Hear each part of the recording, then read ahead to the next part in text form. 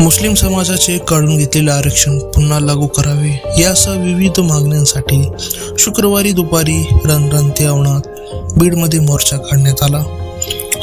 किल्ला मैदान इथून मोर्चाला प्रारंभ झाला होता. या मोर्चात हजारो मुस्लिम समाज बांधव सहभागी झाले. मुस्लिम समाजाच्या या ऐतिहासिक मोर्चामध्ये मराठा बांधवांनी नाश्ता व पाण्याची सोय केली होती. सकल मुस्लिम आरक्षण कृती समितीच्या वतीने आरक्षण प्रश्नावर शुक्रवारी दुपारी जिल्हाधिकारी कार्यालयावर मोर्चा काढण्यात आला. या मोर्चाची गेल्या 1 महिन्यापासून तयारी सुरू होती. बीड शहरासह गावागावात जाऊन बैठका घेण्यात आल्या होत्या. या बैठकांच्या माध्यमातून मुस्लिम समाजाला आरक्षणाचे महत्त्व पटवून देण्यात आले होते.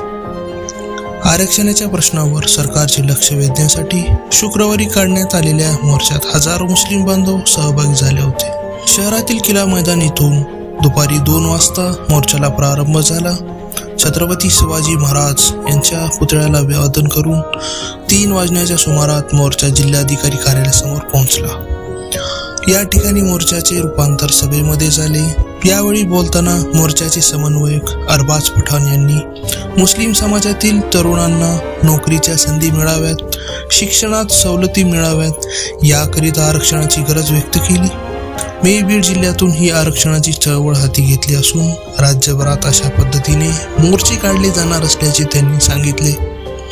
तसेच मुस्लिम समाजावर बोलताना वक्तव्य करणाऱ्यांना देखील अरबाज पठाण यांनी इशारा दिला. यावेळी मागण्यांचे निवेदन प्रशासनास सादर करण्यात आले.